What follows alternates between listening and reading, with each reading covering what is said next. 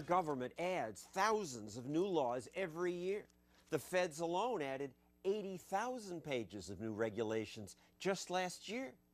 Add in state and local laws, and we're drowning in rules. So just disobeying one of these could lead to the police locking me up. So given that the police have the power to lock me up or shoot me, it's important that we be able to keep an eye on them. Fortunately, that's easier today because even our phones have cameras.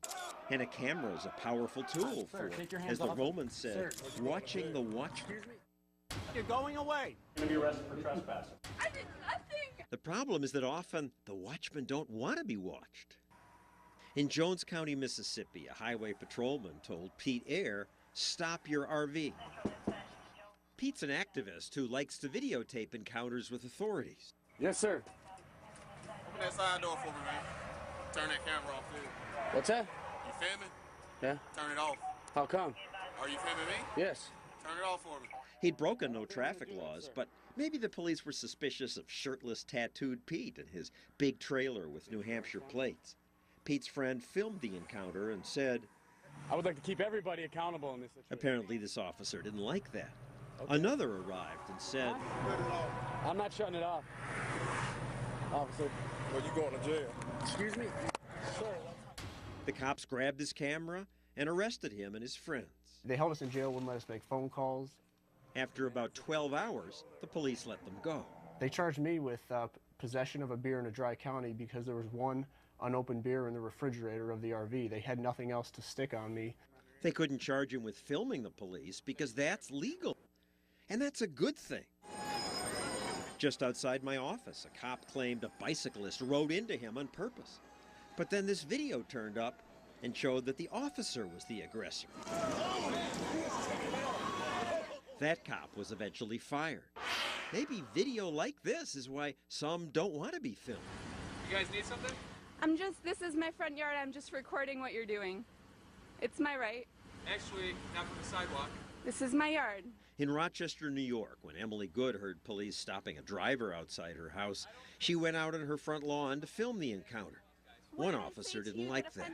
Behind us officers when we're doing a traffic stop. I'm allowed to stand in my yard. We'll stand in your house. I'm allowed to stand in my yard. I'm going to stay in. I was in cotton pajamas. You could tell I was holding nothing. I don't think that there's any reason to feel threatened. All I have is a camera. I'm clearly wearing nothing. I have no weapons. It does not matter. You know what?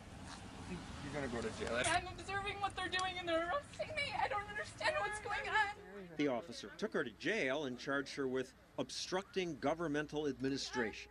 I did nothing. I did nothing. I think that the young police officer is high on his power. High on his power is a little harsh. He's doing his job. No, it's not his job to take people, observers from their own property and put them in jail. A month later, Emily put this video online. It was viewed thousands of times, and some viewers criticized the police. So you post the video on YouTube, and they come back. In uniform, 4 officers. Police showed up outside a meeting of Emily and her friends and started writing tickets for parking violations, like parking farther than 12 inches from the curb. Can I see it? Can I see the ruler? Her friend taped that. Okay, that's 12 inches from the curb. After the media picked up on the story, the police chief said his officers' actions were inappropriate. Charges against Emily were dropped, but no officer was ever punished. They never are, as far as we know, even when they arrest news cameramen. Go away now. Go away now. Phil Datz tried to film a police pursuit. All right, you're going away. Okay, I'm walking away, but I'm asking you, because it's an active scene and you're leaving. All right, no place. Go away. No. He went away. He moved across the street, but then the officer drove up to him there. Sergeant, I told PIO they told me to go back to the where the road's open. Put it down. Put it down. Put it down. You're under arrest. They charged Phil with obstructing government.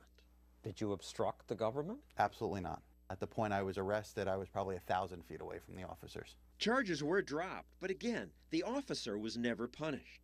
None of the officers who arrested Pete, Emily, or Phil would talk to us, but the head of one police union sent us this written comment. He says this has become a serious safety issue. I'm afraid something terrible will happen. Well, the opposite is true, because if the officers are doing the right thing, the video is going to show that. True. This hijacker rammed a cop car. The officer shot the hijacker, killed him, and then was exonerated of murder because this video showed he'd acted in self-defense. Are you recording me right now? Yes. Some officers now understand that it's just part of the job to be filmed. If you're a police officer, what do you want to do? Make sure it's safe, right? Correct. Well, it should look good on YouTube either way. So let's give 3 cheers for Officer Matt Lyons of Oceanside, California. Make sure you get a good picture of me so you know exactly what I look like. It's refreshing to hear an officer welcome a camera. And remember, my name is Officer Lyons with the Oceanside Police Department. My badge number is 1093. God bless America. Hey, thanks for watching. This is Bull SpongeBob. Or, hey, this is Bull SpongeBob. We'll see you next time. Like and subscribe and pass it on and share all over the place. Thanks. See ya.